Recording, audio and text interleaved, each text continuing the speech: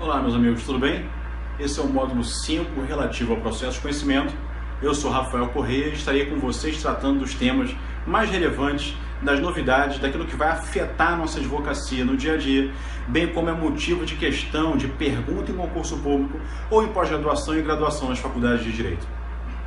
Nós fechamos o módulo anterior cuidando de providências preliminares, um ato judicial, a cingir-se em réplica e em revelia.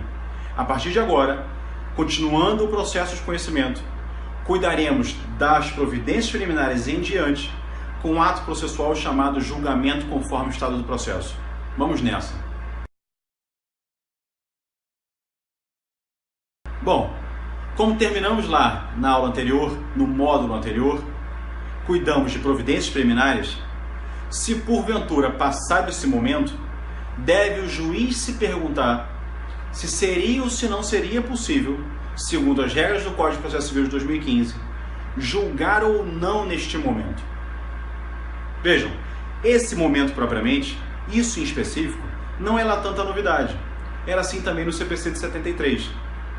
Passadas as providências preliminares, o juiz se perguntaria se é possível ou não o julgamento. Se for possível o julgamento, a gente se via na hipótese do julgamento conforme o estado do processo. Só que para que aquele juiz consiga responder e ter a resposta afirmativa de que ele pode sentenciar nesse momento, há aqui uma desnecessidade de produção de provas. Porque se houver por parte do autor ou se houver por parte do réu qualquer requerimento referente à produção de prova pericial, a depoimento pessoal, a oitiva de testemunha, esqueçam a possibilidade de sentenciar nesse momento. Esqueçam a possibilidade de julgar conforme o estado do processo. Então aqui é um momento em que a causa se encontra madura. Se ela estiver apta a julgamento, se tudo aquilo que deveria haver em debate houve, se as provas a serem produzidas o foram, procede seu julgamento conforme o estado do processo. Que no Código de Processo Civil de 2015 são 3 as espécies: a extinção do processo,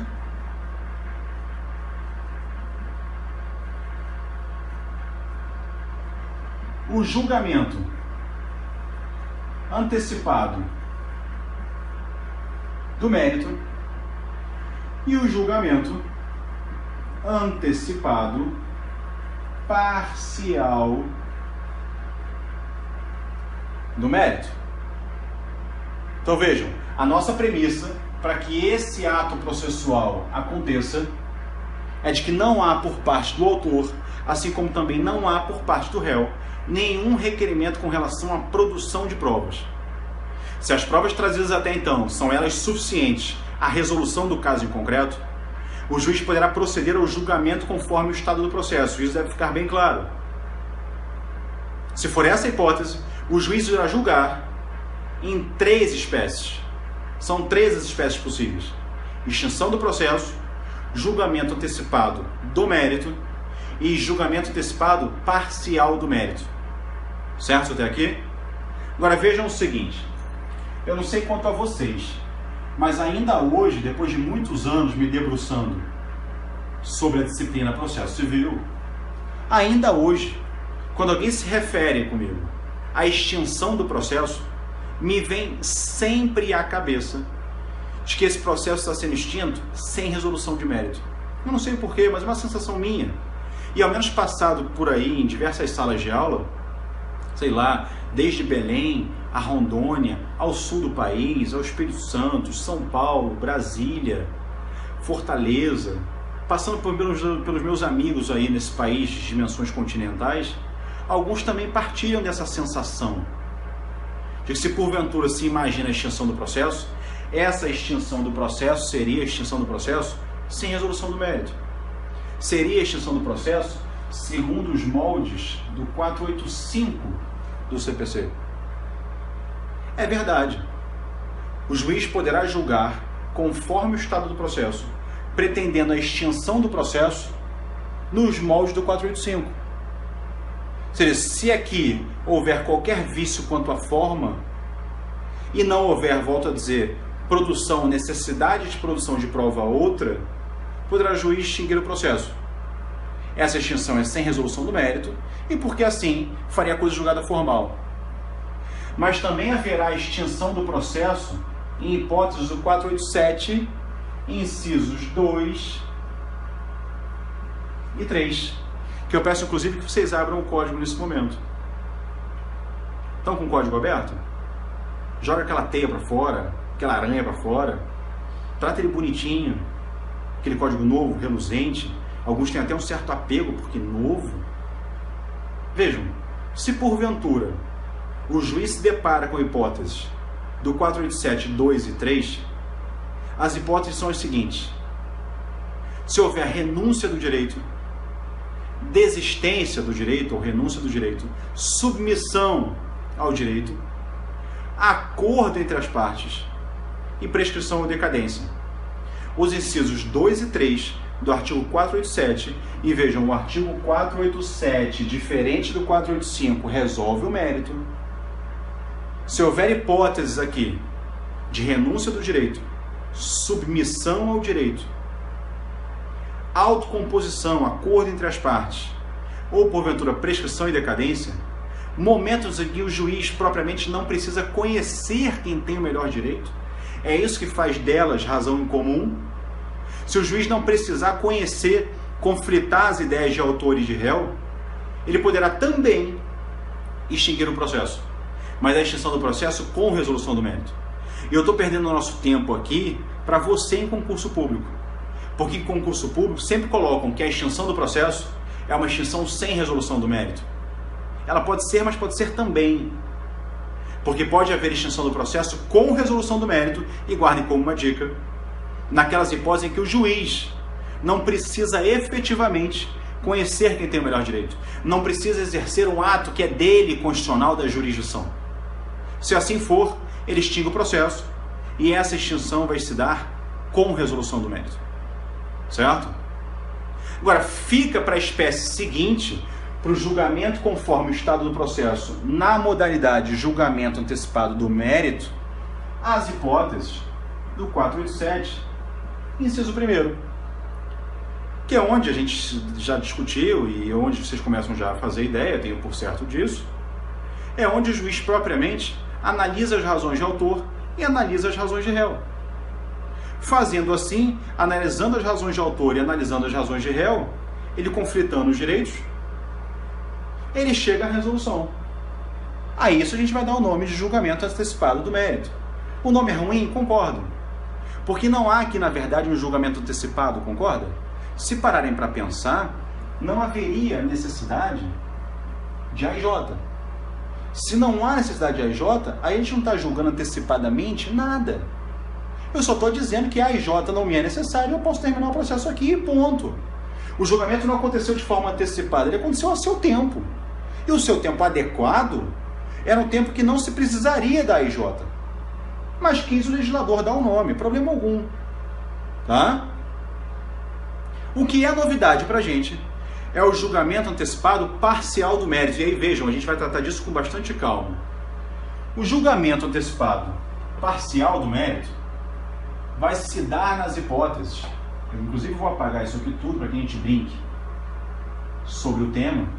O julgamento antecipado parcial do mérito vai se dar da seguinte maneira. Imagina o seguinte: houve acumulação de dois pedidos. Um pedido 1 e o pedido 2. Acontece que para o pedido 1, tanto o autor quanto a réu, basta a vinda de documentos. Mas para o pedido 2, há necessidade de elucidação daquele caso com a vinda de produção de prova testemunhal. O que imaginou o código? Vejam, não é novidade doutrinariamente. A novidade é legislativa, porque isso não se via positivado no CPC de 73. Mas doutrinariamente, inclusive alguns juízes mais estudiosos e técnicos em processo civil, pretendendo imprimir maior celeridade ao feito, já o faziam à época do CPC de 73. Mas pretendeu o código, e para isso positivou a ideia, pretendeu o código que um dos pedidos, e é aquele pedido que porventura não houvesse a necessidade de A e J, porque aqui não há necessidade, a esse pedido houvesse a resolução dele. Enquanto que para que o outro pedido cumulado a ele, se porventura dependesse de A e J, esse pedido seguiria A e J, seguiria o seu trilho normal.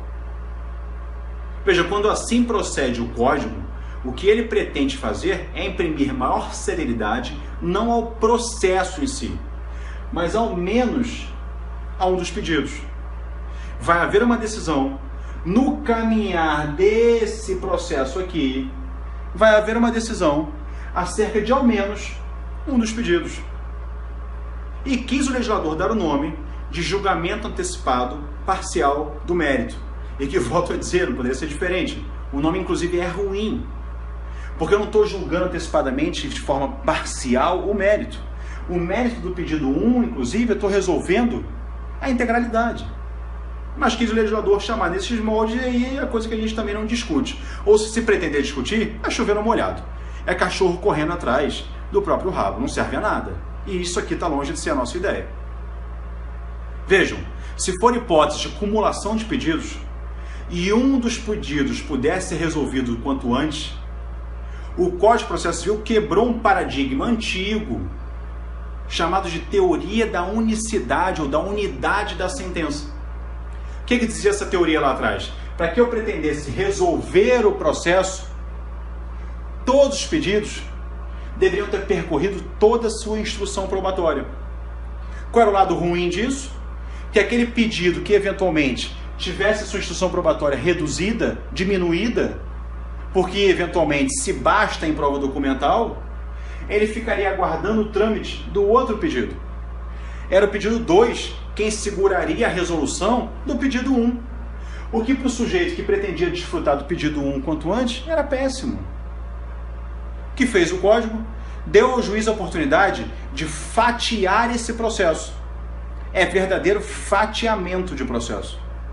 Eu que até então deveria aguardar a instrução probatória de todos os demais pedidos para a resolução, inclusive daquele pedido em que se bastavam as provas trazidas até então, esse pedido que se basta enquanto prova pode ser resolvido agora.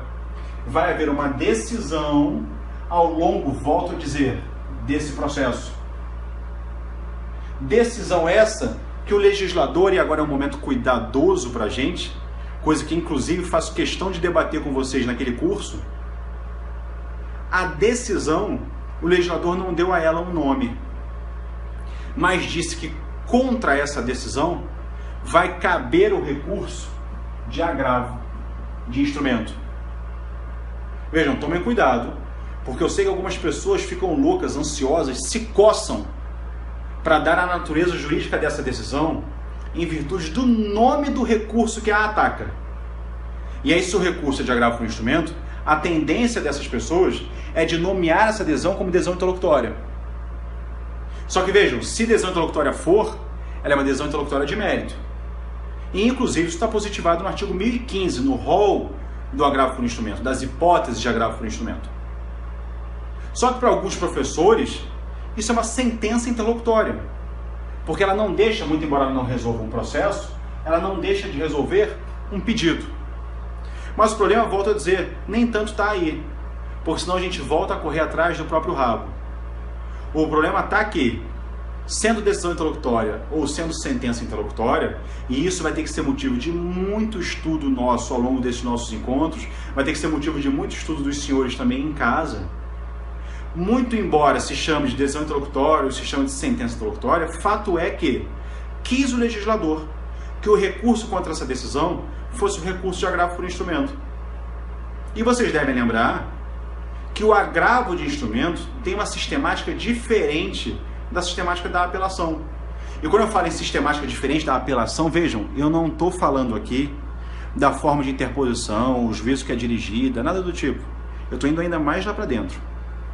Quando eu falo em sistemática diferente entre o agravo por instrumento e a apelação, eu estou querendo dizer aqui com relação aos seus efeitos. Porque devem lembrar, a apelação é recebida no duplo efeito. A apelação interposta como regra geral, ela é recebida não só no efeito devolutivo, mas quis o artigo 1012 do CPC, que ela também fosse recebida no efeito suspensivo.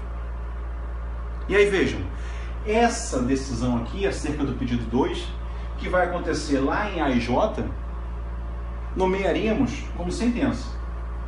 Se sentença é, o recurso próprio a ela é o recurso de apelação. Só que você, autor, pretendendo desfecho quanto antes de um dos pedidos, assim fez requerimento. E o juiz, atendendo ao seu requerimento, julgou conforme o estado do processo. Em qual das modalidades? Na extinção do processo? Não. No julgamento antecipado do mérito? Também não. Atendendo ao seu requerimento pelo julgamento conforme o estado do processo, o juiz julgou antecipadamente, de forma parcial, o mérito. E isso importa que essa decisão aqui será desafiada pelo recurso de agravo por instrumento. E aí deve lembrar que, diferente da apelação que seria recebida no duplo efeito, o agravo de instrumento como regra geral vai ser recebido no singular efeito, só no efeito devolutivo.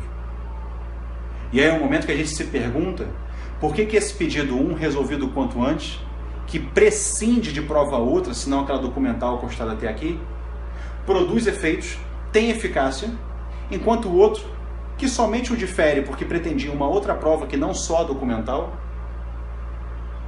não deve produzir efeitos porque o regime de seu recurso é o da apelação. É claro que isso é momento para 2 ou 3 ou 4 aulas nossas para que se toque, para que consiga exaurir o tema. Porque nesse momento aqui, inclusive, eu gosto de tocar cumprimento de sentença, cumprimento provisório de sentença, né, a execução provisória, e aí a gente consegue brincar e ver processo civil, como eu brinco, de cima. Olhar para o processo civil e conseguir imaginar aquilo que é processo de conhecimento, ou o que foi o processo de conhecimento, aquilo que agora é fase recursal, aquilo que passa a ser execução provisória. E aqui vocês devem concordar comigo que se acontecer o julgamento antecipado parcial de mérito, eu tenho execução provisória. Mas se porventura houver em momento seguinte, vai haver em momento seguinte a sentença a resolver aquele pedido que dependia de instrução probatória, não há que se falar em regra geral na execução provisória. E não há que se falar por quê? Porque a apelação, como regra, é recebida no duplo efeito. Então o advogado no dia a dia vai ter que saber brincar e até que ponto interessa fazer a execução provisória ou não. Até que ponto imprimir celeridade que todos nós desejamos é nesse momento interessante. E aí quando no curso nos encontrarmos mais uma vez, colocaremos inclusive aqui no meio dessa confusão a tutela provisória. Que aí sim mexe com os efeitos, não dessa aqui que já produziria efeitos, mas dessa aqui ou desse pedido aqui, que a princípio seria atacado por uma apelação em duplo efeito, mas que com a vinda da tutela provisória passa a ser recebida somente no efeito devolutivo. A brincadeira é agora. Lembram? No módulo anterior, eu falei para vocês que o nosso cuidado, a nossa tentativa era de olhar para o novo Código de Processo Civil ou olhar para o novo procedimento comum como um procedimento mais dinâmico. Ele não era mais célere por conta de prazo, nem por conta da sua contagem, nem por conta da diminuição do prazo. Mas ele era mais célere por conta de uma dinâmica que até então desconhecíamos. Ou ainda que conhecêssemos, dávamos com os ombros. Não dávamos bola, não dávamos importância. A dinâmica agora é outra. Se juntarmos aquilo que tratamos na aula passada com aquilo que passamos a tratar agora, a dinâmica desse novo código é de uma velocidade que efetivamente não se conhece, ou ainda não se conhece. E é claro que quem vai imprimir essa velocidade no dia a dia é o autor ou réu fazendo requerimento. Porque o juiz que se vê assoberbado de processo, isso é uma realidade duríssima inclusive, é mais fácil a ele, não que vá ter menos trabalho, mas para que não bagunce a serventia, é mais fácil a ele que todos os pedidos sejam resolvidos num momento só. E aí seriam resolvidos como sempre foram. Uma única sentença com 2 capítulos. Um capítulo a cuidar do pedido 1 e um capítulo a cuidar do pedido 2. Mas eu tenho certeza absoluta que o autor e réu, quando perceberem a oportunidade de imprimir maior celeridade ao feito, começarão a fazê-lo. Mas não deixem de fazer, e aqui é a dica final, não deixem de fazer sem antes sopesar se a execução provisória é ou não é um ambiente confortável para você. Porque deve lembrar, a execução provisória é em si uma execução temerária. Se ela é uma execução temerária, isso importa de que se amanhã ou depois houver um julgado qualquer a lhe dar uma rasteira, você responde, é uma hipótese de responsabilidade civil objetiva, você vai responder por todo o prejuízo causado ao sujeito. O que está longe de ser agradável, concorda?